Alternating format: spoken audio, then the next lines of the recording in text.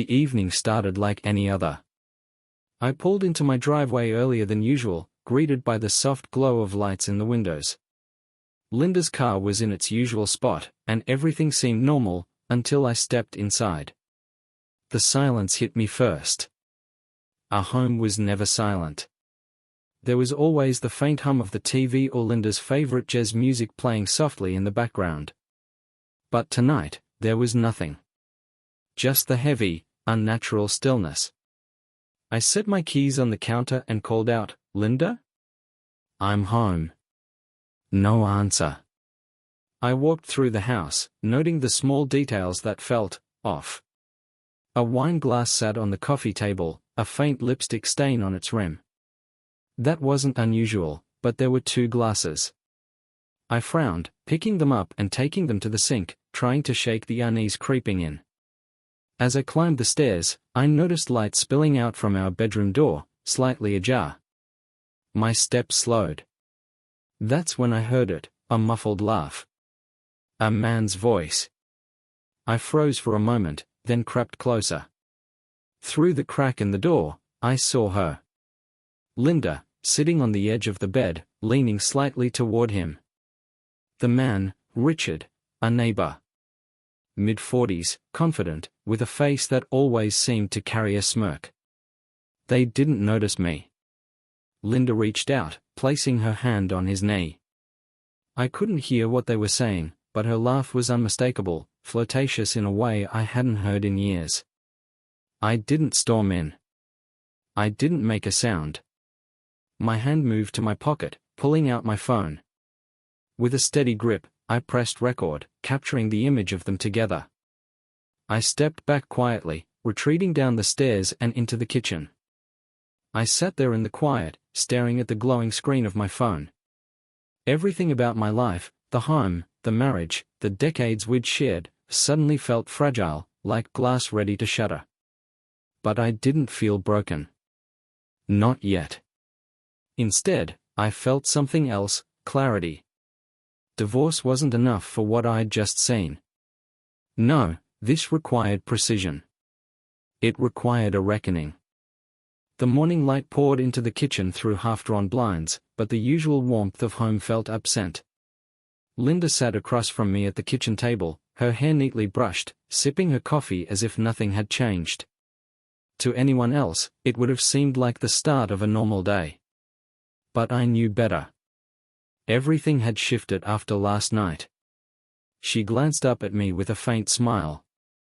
"You quiet this morning. Didn't sleep well?" "Something like that," I replied, keeping my voice even. Her phone buzzed on the counter, interrupting the moment. I caught the name before she could reach it, Richard.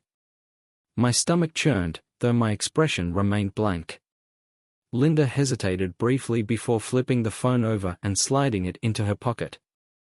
"Who was that?" I asked casually, as if the answer didn't matter.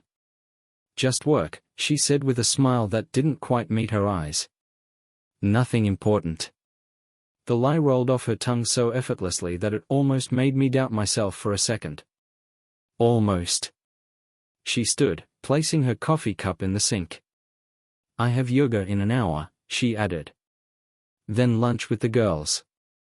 I nodded. "Sounds good. Have fun." As the front door clicked shut behind her, I pulled my phone out of my pocket. Linda had underestimated me. 50 years of marriage teaches you to notice the smallest cracks in someone's facade. And right now, her entire act was cracking wide open. I logged into our shared phone account. It wasn't something I'd done often, but today was different. The call logs painted a clear picture. Richard's name appeared again and again, late at night, during weekends, even in the middle of the workday. But another number caught my attention. It wasn't familiar, yet it showed up just as frequently as Richard's. I wrote it down and made a decision. Dialing the number, I steeled myself for whatever I might discover. After 2 rings, a woman's voice answered. "Hello?" "Hi, this is David," I began, keeping my tone calm. "Linda's husband." I believe you've been in contact with her recently. Do you mind if I ask what it's about? There was a pause, long enough for me to hear her sharp inhale. When she finally spoke, her words were cautious. David? I think you should know.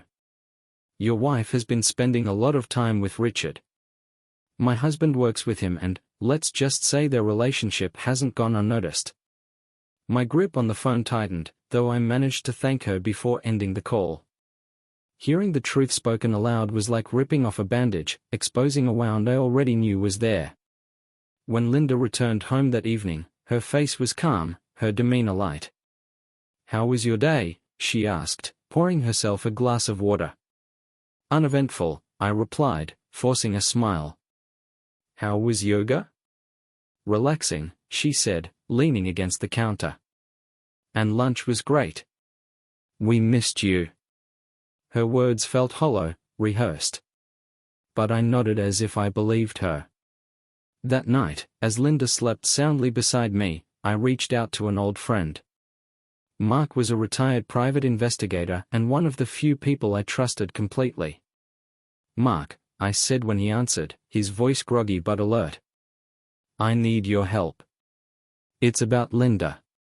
There was a pause before he replied. What's going on? I explained everything, the late-night calls, the suspicious behavior, the undeniable presence of Richard. I need proof, Mark. Not just for me, but for what comes next. You've come to the right guy, he said, his tone firm. Give me a few days. I'll get you what you need. Over the next week, I played my role as the oblivious husband perfectly. I asked Linda about her day, kissed her goodbye in the mornings, and listened to her stories about yoga and lunch dates. But beneath the surface, my patience was wearing thin. Mark's updates came regularly. Linda's every move was being documented, her yoga classes, the suspicious meetings, and the rendezvous with Richard. Every detail was recorded, timestamped, and meticulously logged. When Mark called me late one evening, I knew the moment had arrived. You're not going to like this, he began, his voice heavy. They've been meeting at a hotel on the edge of town. I've got photos of them checking in together, timestamped, clear as day. Send it all, I said without hesitation. An email came through minutes later, filled with images and files that told me everything I needed to know. As I scrolled through the photos, a strange calm washed over me. It wasn't sadness, not even anger anymore. It was resolve. Linda and Richard hadn't just betrayed me. They'd done it with arrogance, believing I'd never notice. That was their first mistake. Their second was thinking I wouldn't fight back. The house felt colder than usual the morning after Mark sent me his first set of findings. Linda was in the kitchen again, humming softly as she prepared breakfast. To anyone else, she looked like a picture of calm, hair neatly pinned back, her favorite robe tied snugly around her waist. But I saw the cracks. I noticed the way she avoided meeting my eyes for more than a second. She hadn't kissed me good morning like she used to, and her hands trembled slightly when she set my plate down. Are you okay, David? She asked, her voice light but cautious. Fine, I replied, smiling faintly. Just thinking about work. She nodded, her relief almost palpable, and turned back to the counter. I watched her silently, my mind racing. Mark's report wasn't just damning, it was overwhelming. He had uncovered more than I'd asked for. Richard wasn't just an ordinary man having an affair with someone's wife. He was a man with secrets. And secrets have a way of destroying people when they're exposed. Later that morning, after Linda left for her usual yoga session, I opened my laptop and reviewed the files again. There were photos of Richard entering hotels, screenshots of emails between him and Linda, and financial records that painted a clear picture of a man living well beyond his means. But there was one piece of information that stood out: Richard had been reported for misconduct at his job before. The complaint was brushed under the rug, but the details were enough to spark an idea. I picked up my phone and dialed Mark. I need more, I said as soon as he answered. More. Mark sounded amused. David, I've already sent you enough to burn them both to the ground. I'm not just burning them, I replied, my voice calm but firm. I'm erasing them. There was a pause before Mark sighed. All right. What are you looking for? Find out everything about Richard's career, his deals, his connections, anything that doesn't add up. If there's dirt, I want it. You ruthless, you know that? Mark said, though I could hear the respect in his tone. I'll dig deeper. Give me a day or two. While Mark worked, I focused on Linda. She came home later than usual that evening, a faint blush on her cheeks and a shopping bag in hand. Busy day? I asked casually as she walked through the door. Oh, just errands, she said with a wave of her hand. You know how it is. I smiled, nodding as though I believed her. But when she disappeared upstairs, I reached for the shopping bag she'd left by the door. Inside, tucked between some generic clothing items, was a receipt. It listed a high-end boutique downtown, an unlikely stop for a woman claiming to run errands. The receipt also showed a purchase that caught my attention, a men's leather wallet, engraved with the initials RT. Richard Turner.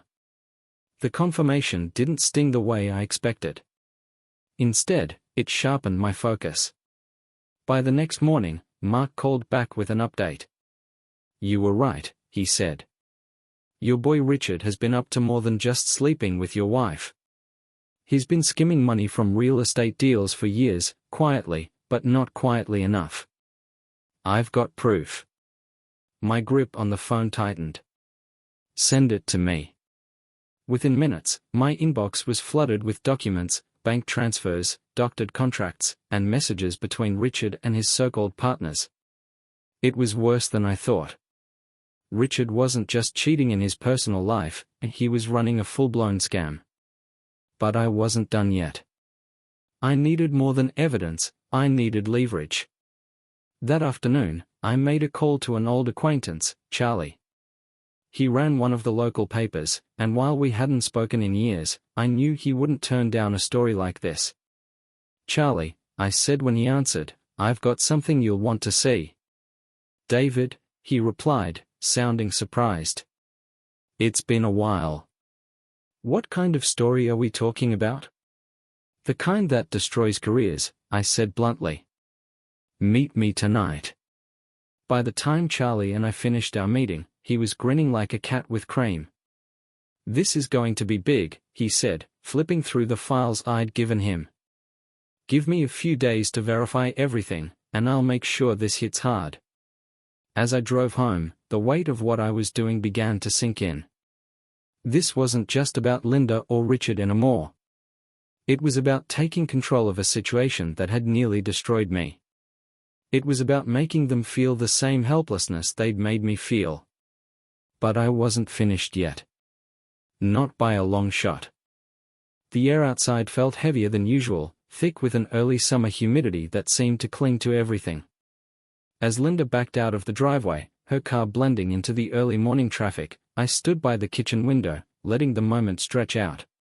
She thought she was untouchable, carefully maintaining her web of lies, but she had no idea how close the walls were closing in. I poured myself another cup of coffee, the bitter taste grounding me. Today wasn't just another day of watching and waiting, it was the day the trap began to tighten. I picked up my phone and called Mark. Morning, he said, sounding more awake than I expected. Did you find what I asked for? Mark chuckled, a low, knowing sound. Oh, I found it. You're going to love this. Richard's got a pattern, David. A habit of playing fast and loose with his clients' money. He's been shuffling funds between accounts, skimming just enough to stay under the radar. But there's a trail if you know where to look. Send me everything, I said, grabbing a notepad. Already did. Check your email. I opened my laptop, the inbox glowing with fresh files. Mark's report was thorough, bank statements, email exchanges, even an old internal complaint from Richard's firm that had been quietly buried. But what really caught my attention was a name that kept popping up: Emily Sanders. She wasn't just another agent at Richard's firm. She was a junior associate he'd taken under his wing, or so it seemed. I leaned back in my chair, letting the pieces fall into place. Linda wasn't the only one Richard was playing. I forwarded the key files to Charlie, adding a note: "This just gets better, doesn't it?" Charlie's reply came almost instantly. "You have no idea. Let's meet tonight." But I wasn't done yet. I knew where Richard would be later in the day, his usual midweek ritual of drinks at a trendy downtown bar. I'd driven past it before, watched him laugh and charm his way through conversations, as though he had the world at his feet. Tonight, I'd be part of the audience. The bar was crowded by the time I arrived, filled with the kind of people who sipped overpriced cocktails and swapped business cards as if they were currency. I spotted Richard near the back, leaning casually against the bar, his smile as polished as the cufflinks on his tailored suit. I waited, watching him from a distance as he worked the room, shaking hands and laughing like a man with no cares in the world. But even from across the room, I could see the cracks, the faint tension in his jaw, the way his eyes darted toward the door every few minutes. He was nervous, though he'd never admit it. When the moment was right, I stepped forward, weaving through the crowd until I was just a few feet away. "Richard," I said, my voice cutting through the hum of conversation. He turned, his expression shifting from surprise to discomfort in an instant. "David," he said, his smile faltering. "What a surprise. Didn't think this was your kind of place." "Oh, I'm full of surprises," I replied, my tone cool. The people around us began to quiet, their curiosity piqued. Richard's colleagues exchanged glances, their drinks forgotten for the moment. "Can we talk privately?" Richard said, his voice low, almost pleading. I shook my head. "No need for that. I think everyone here deserves to hear this." The color drained from his face, but I pressed on. "This man," I said, addressing the small crowd now gathered around us, "isn't who you think he is. Sure, he's charming, successful, confident, but that's just the surface. Beneath it? A liar. A cheat. A fraud." Richard's jaw tightened. "David, let's step outside." I ignored him, pulling out my phone. With a single tap, the screen lit up, displaying a series of photos. Richard and Linda together, laughing, leaning into each other in a way that left no room for doubt. The crowd gasped, the whispers spreading like wildfire. "This is your co-worker," I continued, my voice steady. "This is the man you trust with your money, your contracts, your deals. Think about that the next time he offers you a handshake." Richard lunged toward me, but I sidestepped easily, my voice never rising. "You've made your choices, Richard. Now you'll face the consequences." As I turned to leave, I could feel every eye in the room on me, the weight of their stares a quiet validation.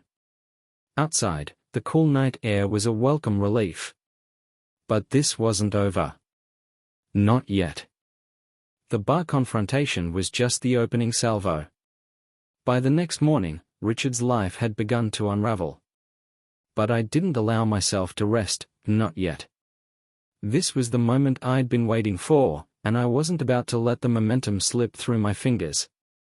At dawn, I checked my inbox. As expected, there was an email from Charlie. "Your story is live," the message read. I clicked the link and was greeted by a bold headline splashed across the page: "A local real estate star exposed, a fraud, affairs, and lies." The article was brutal, pulling no punches as it detailed Richard's financial misdeeds, his tangled web of personal scandals, and his crumbling reputation. Every word felt like justice. But this wasn't just about public humiliation. I wanted to strip him of everything: his career, his connections, and the false sense of security he'd built for himself. I spent the morning making calls. First to a few local businesses where I knew Richard had sway, planting seeds of doubt about his credibility. Then to a few of his biggest clients, all of whom had entrusted him with substantial sums of money. Just thought you'd want to know what's been going on, I said, my tone measured but concerned. It's all in the news. You might want to reconsider working with him. The responses were immediate. Shock, anger, confusion.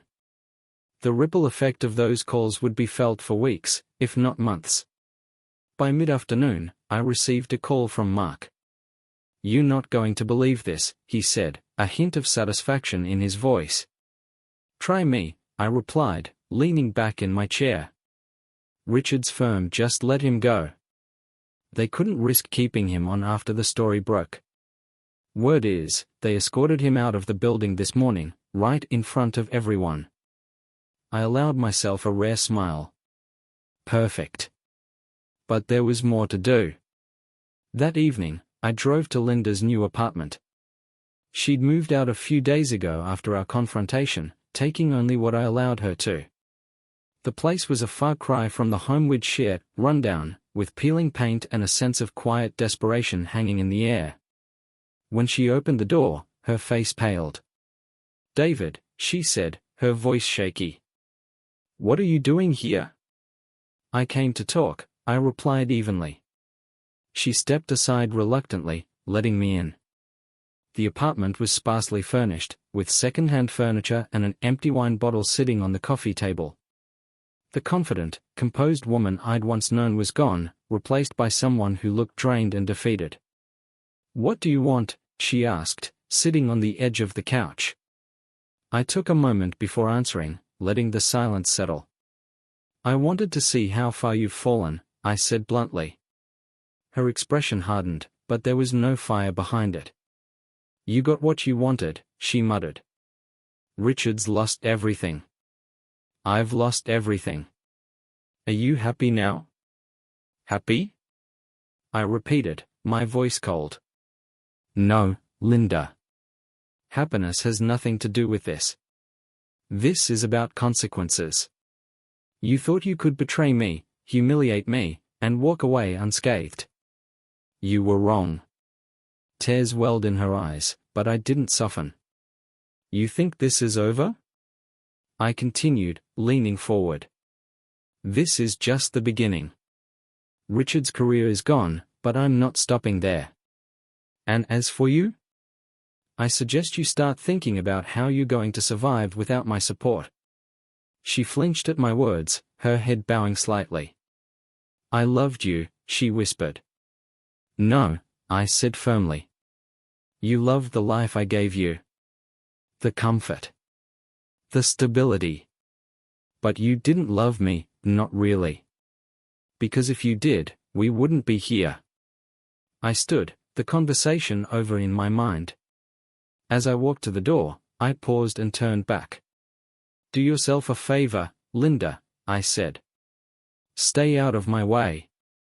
With that, I left, the door clicking shut behind me. The next morning, I woke to another message from Mark.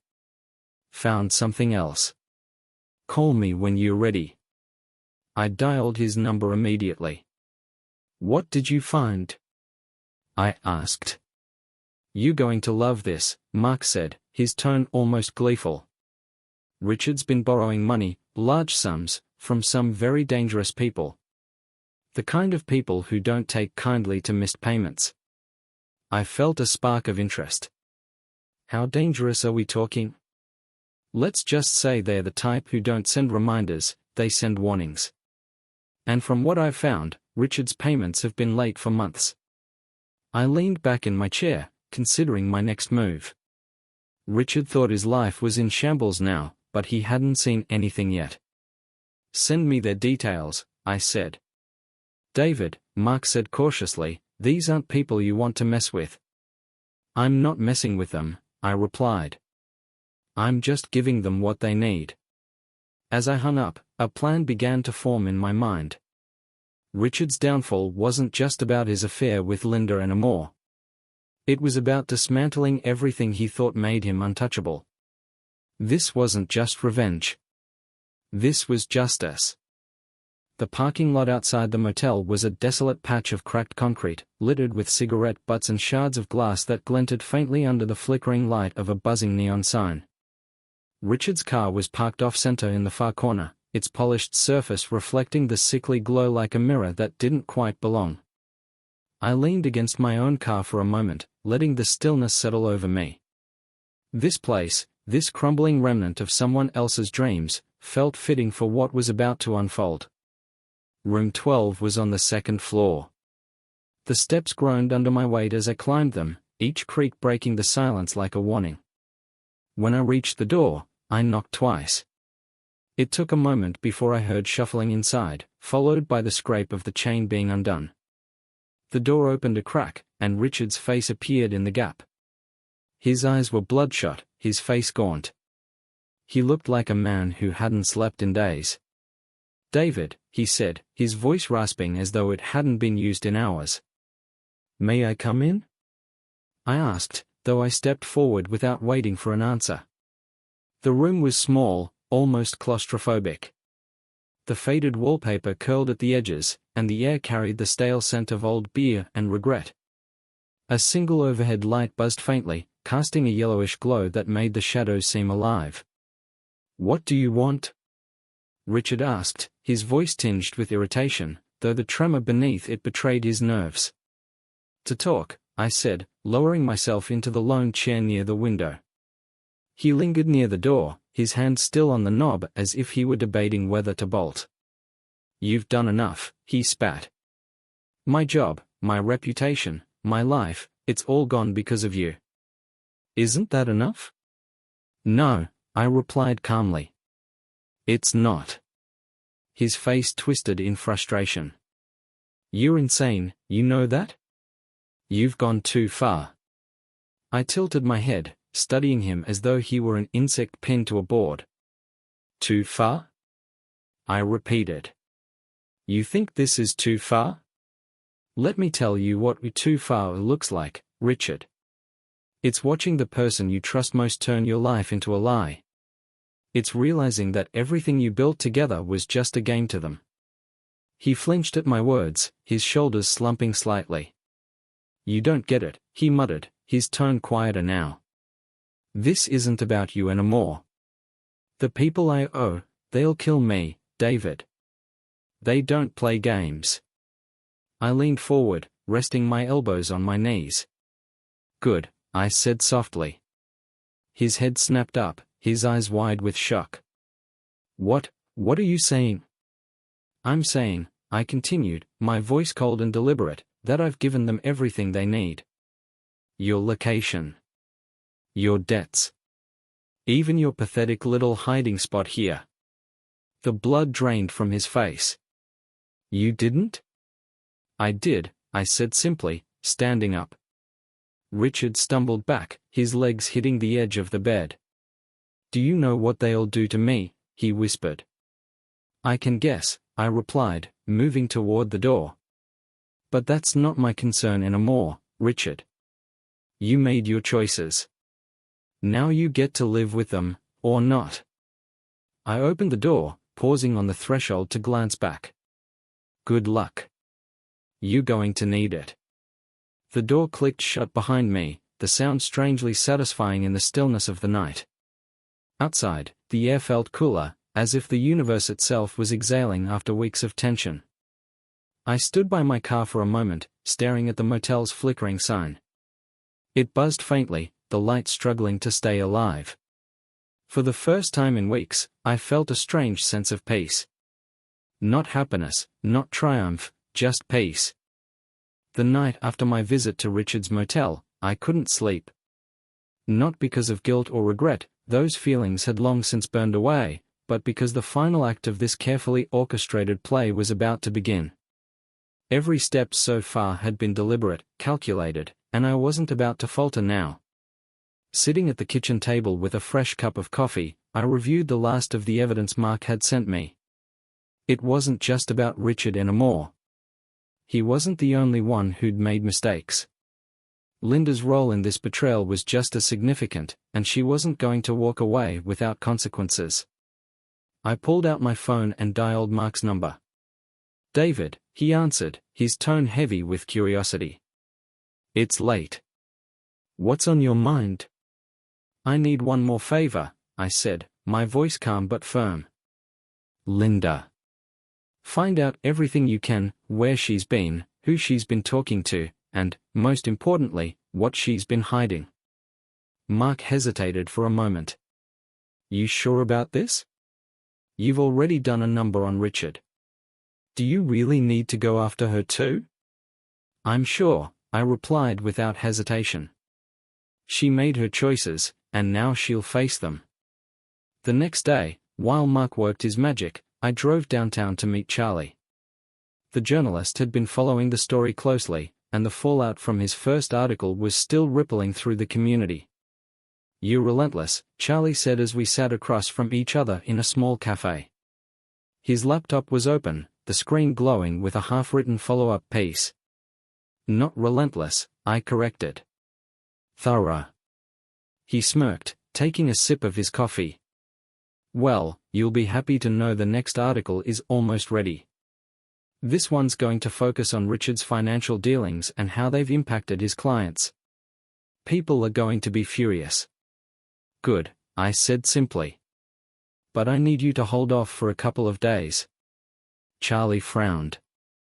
"Why? What's the angle?" "There's more to the story," I replied. "And I want it all to come out at once. Let the dominoes fall together." He leaned back in his chair, studying me with a mix of curiosity and admiration. "You've thought this through, haven't you?" "You have no idea," I said, standing to leave. By the time Mark called me later that afternoon, I was ready. "I've got what you asked for," he said. "You're not going to like it, though." "Tell me," I said, my grip tightening on the phone. "Linda's been busy," Mark continued. "Turns out Richard wasn't the only man she was seeing. There's another name on her call logs, a guy named Kevin. He's a lawyer, works at the firm handling your divorce." I froze, the words hitting me like a freight train. "She's seeing our divorce lawyer?" "Looks like it," Mark confirmed. "And that's not all. She's been transferring money out of your joint accounts, small amounts at first, but it's adding up. I've got the records." I closed my eyes, forcing myself to stay calm. This wasn't just betrayal anymore. This was theft, manipulation, and arrogance on a level I hadn't anticipated. "Send me everything," I said, my voice steady despite the storm raging inside me. That evening, I sat in my office, surrounded by printouts of bank statements, call logs, and photos. Linda's web of deceit was just as intricate as Richard's, and I was going to unravel it piece by piece. I started by drafting an email to Kevin, attaching the evidence Mark had provided. My message was brief but clear: "You've made a grave mistake. Prepare for the consequences." Next, I called Charlie. "Add this to the story," I said, forwarding him the files. "It's not just about Richard anymore. It's about the people who enabled him. The people who thought they were untouchable." Charlie let out a low whistle as he opened the files. This is going to blow everything wide open." "That's the idea," I said. The next morning, I woke to chaos. My phone buzzed nonstop with notifications, messages from friends, colleagues, even reporters. The article had gone live, and the fallout was immediate. The headline read, "A Scandal Unveiled, a Betrayal, Theft, and the Collapse of a Power Couple." The story painted a vivid picture of Linda and Richard's affair, their financial misdeeds, and the ripple effect it had on everyone around them. Charlie had spared no detail, and the public was eating it up. By noon, I received a call from Kevin's firm. "Mr. Henderson," a nervous voice said, "I want to assure you that Kevin's actions do not reflect the values of our firm. He's no longer employed here." I smiled, though there was no joy in it. "Good to know." Linda called later that afternoon, her voice frantic. "David, what have you done?" she demanded. I exposed the truth, I replied coldly. "You've destroyed everything," she cried. "No, Linda," I said, my tone unyielding. "You destroyed everything. I just turned on the lights so everyone else could see it." I hung up, her protests still echoing in my ears. For the first time in months, I felt the weight begin to lift. This wasn't just about revenge anymore. It was about reclaiming my life. The light in Linda's apartment was dim, but it still revealed the cracks in her carefully composed mask. She sat across from me at the wobbly kitchen table, her arms crossed defensively. The silence stretched, heavy and suffocating, as I slid the folder toward her. "You've been busy," I said evenly. Her eyes flicked to the folder but didn't linger. "What's this?" she asked, her tone sharper than it needed to be. "Proof," I replied. "Of your little adventures. The money transfers. The calls to Kevin. All of it." For a moment, she didn't react. Then, slowly, she leaned back in her chair, a bitter smile tugging at the corners of her mouth. "You're relentless, aren't you?" I tilted my head slightly. "Coming from you, that's almost a compliment." Her smile faded. "You've already taken everything from me, David. The house, the life we built, what more could you possibly want?" I stared at her, unblinking. "The truth," I said. "Why?" Linda scoffed, looking away. "Why? Does it even matter at this point?" "It matters to me," I said firmly. She hesitated, her hands gripping the edge of the table. For a moment, I thought she might tell me. But then she shook her head, her expression hardening. "You wouldn't understand." "Try me," I challenged. Her gaze snapped back to mine, fire flickering in her eyes. "Fine. You want the truth?" I was tired, David. Tired of being invisible. Tired of being stuck in a life that felt more like a prison than a marriage. "You think 50 years of loyalty is enough to make up for 50 years of loneliness?" Her words hit me like a punch to the gut, but I didn't flinch. "And that justifies what you did?" "No," she admitted, her voice dropping. "But it explains it." For a long moment, neither of us spoke. The only sound was the faint hum of the refrigerator, a quiet reminder of the mundanity we'd once shared. Finally, I stood, pushing the chair back with a deliberate slowness. "You're leaving town," I said, my tone brooking no argument. Her head snapped up. "Excuse me?" "You heard me," I said. "Take what's left of your money, pack your things, and disappear. Because if you stay, I'll make sure everyone knows exactly who you are and what you've done." Linda's face flushed with anger. "You don't have that kind of power." "Don't I?"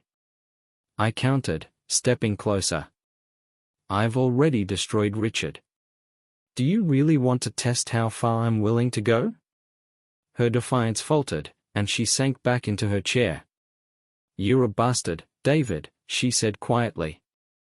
"No," I replied, my voice cold. "I'm a survivor." "And you?" "You're a mistake I'm correcting." When I left the apartment, the night air felt sharper than before, like it was cutting through the haze of the past few months. But there was no time to dwell. There were still pieces left to move on the board. The next morning, I met with Charlie in his cramped office. The journalist was typing furiously, his desk covered in scattered notes and empty coffee cups. "You've got a flair for chaos, I'll give you that," he said without looking up. "Did you get the files I sent?" I asked, leaning against the doorframe. "Oh, I got them," Charlie replied, finally glancing up. "And let me tell you, this is going to make waves." "You sure you want to go public with this?" I nodded. "I want everyone to see the full picture. No more shadows, no more lies." Charlie grinned, a wicked gleam in his eye. "You going to love the headline I've got in mind." By noon, the phones started ringing. The fallout was immediate and far-reaching. clients of Richard's real estate firm, former friends of Linda, even distant acquaintances, they were all calling, desperate for details or to share their own stories of betrayal. One call, however, stood out. It came from a lawyer representing a group of Richard's former clients. "Mr. Henderson," the voice on the other end said, "we'd like to discuss a class action lawsuit against Richard Turner. Your evidence has been invaluable." "Let's talk," I said, a grim smile forming. That evening, as I sat in my office surrounded by the chaos I'd unleashed, I felt something I hadn't felt in a long time, a control. This wasn't just revenge anymore. It was reclamation. Piece by piece, I was taking back what was mine and leaving no room for the ghosts of betrayal to haunt me. And the best part? There was still more to come. The calls kept coming. Every hour brought a new wave of voices, clients, acquaintances, even people I barely remembered.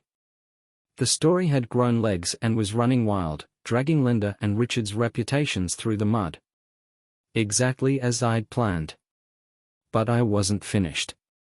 Sitting at my desk that evening, I sifted through the final pieces of evidence Mark had provided. Among the documents, one stood out, a financial report detailing a hidden account Richard had used to funnel money from his fraudulent deals. It wasn't just another nail in his coffin, it was the hammer. I picked up my phone and called Mark. "Tell me about the offshore account," I said without preamble. Mark let out a low whistle. "Ah, you found that, huh?" Smart of him, really, except for the part where he forgot to cover his tracks. "It's tied to a shell company, but it's thin. A good investigator could crack it in hours. And if someone were to, let's say, alert the authorities?" Mark chuckled. "It'd be game over for Richard. The IRS doesn't take kindly to offshore accounts, especially ones tied to fraud." "Good," I said. "Make the call." The next morning, I walked into my lawyer's office with a clear purpose. Kevin was long gone, replaced by a woman named Rachel, whose reputation for ruthlessness preceded her. "David," she said, rising to shake my hand. "I've been going over the case, and I have to say, it's a fascinating mess. Can you fix it?" I asked, getting straight to the point. She smiled faintly. "Not only can I fix it, but I can make sure neither Linda nor Richard ever touches a penny of your assets again." I leaned back in the chair, letting her words settle over me. For the first time in months, I felt a glimmer of hope, not just for justice, but for closure. "What's the first step?" I asked. "Filing for damages," Rachel replied. "Between the theft, the fraud, and the emotional distress, you have a strong case. If we push hard enough, we can leave them with nothing." "Do it," I said without hesitation. By the afternoon, news of Richard's offshore account had hit the media. The headline was bold and unforgiving: "A real estate fraudster exposed, offshore accounts tied to scandal." Charlie called me within minutes of the story breaking. "You really don't pull punches, do you?" he said, laughing. "I told you," I replied. "I'm not stopping until it's over." "And when will that be?" he asked, his tone curious. I paused, staring out the window at the city skyline. "When they've lost everything," I said quietly. That evening, I received an unexpected visitor. The knock on my door was hesitant, almost timid. When I opened it, I found Linda standing there, her face pale and her eyes rimmed with exhaustion. She looked smaller somehow, as though the weight of everything had physically diminished her. "David," she said, her voice barely audible. I didn't invite her in. Instead, I stepped outside, closing the door behind me. "What do you want, Linda?" I asked, my tone devoid of warmth. She hesitated, her hands wringing together. "I saw the article," she said finally. "And the accounts. I didn't know Richard was doing that." I raised an eyebrow. "And I'm supposed to believe you?" Tears welled in her eyes. "I know I've made mistakes, David, but I didn't know about the money." "I swear." I crossed my arms, leaning against the doorframe. "What's your point?" She looked down, her voice trembling. "I'm leaving, like you asked. But before I go, I need to know, was it all a lie? Did you ever love me?" Her question caught me off guard, but only for a moment. I met her gaze, my expression hard. "I did," I said simply. "But that was before I realized who you really are." Linda flinched as though I'd struck her, but she didn't argue. Instead, she nodded slowly, tears spilling down her cheeks. "Goodbye, David," she whispered before turning and walking away. I watched her go, a strange mix of emotions churning in my chest. Relief, anger, sadness, they all collided, leaving me with nothing but a hollow sense of finality. The next morning, I received a call from Rachel. "It's done," she said. "The courts have approved the freeze on their assets. Linda and Richard are officially out of options." For the first time, I allowed myself a small smile. "Thank you, Rachel. You've been through a lot," she said. "But you've handled it well. Not everyone could have done what you did." "Maybe," I replied. "But I didn't have a choice." Hanging up, I sat at my desk, staring at the stack of papers that had once felt like a mountain. Now, they were just reminders of a battle I'd fought, and won. The storm was over. And for the first time in a long time, the horizon looked clear. The morning was colder than I expected. I stepped out onto the porch, coffee in hand, and was met with the kind of chill that sinks into your bones. Fall had officially arrived. The leaves on the maple tree out front were turning a deep orange, the first few already scattered across the lawn. I took a sip of my coffee, wincing at its bitterness. It had gone cold, but I didn't feel like going back inside to make another cup. Instead, I just stood there, watching as the wind rustled through the branches. The air smelled faintly of wood smoke, carried from some distant chimney. It felt like the kind of morning where something should happen. But nothing did. I spent the better part of the afternoon sorting through the last of the boxes. Most of it was junk, old receipts, mismatched socks, a tangle of phone chargers that didn't fit anything I owned anymore. But every so often, I'd come across something that stopped me. A postcard from a vacation I barely remembered. A birthday card from Linda's mother, her handwriting looping and elegant. At the bottom of one box was a small wooden frame, the glass cracked but intact. Inside was a photo of Linda and me at the Grand Canyon, the sun setting behind us in a wash of red and gold. I remembered that trip, the long drive, the smell of the pine trees, the way the air had felt thinner up there. I traced the edge of the frame with my thumb before setting it aside. By evening, the fire pit in the backyard was glowing softly. I sat beside it, a stack of old papers and photos at my feet. One by one, I fed them to the flames, watching as they curled and blackened. The smell of burning ink and paper filled the air, sharp but not unpleasant. It wasn't a dramatic moment. There was no rush of emotion, no sudden clarity. Just the quiet act of letting go. When the fire burned low, I stayed there, staring at the embers as the night settled in around me. The stars were just starting to appear, faint and scattered across the sky. My phone buzzed in my pocket. It was John. "Dinner tomorrow?" My treat. I stared at the message for a moment, then typed back, "Sure.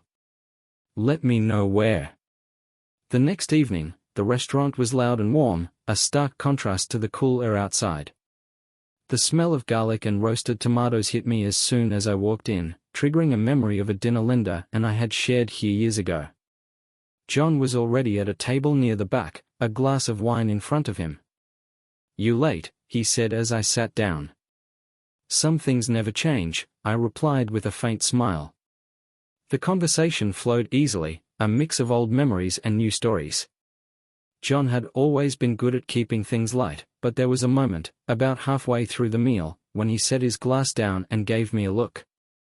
"You seem different," he said. "Better." "I feel better," I replied. "Lighter, I guess. He nodded, leaning back in his chair. So, what's next? I thought about the question, letting it hang in the air between us.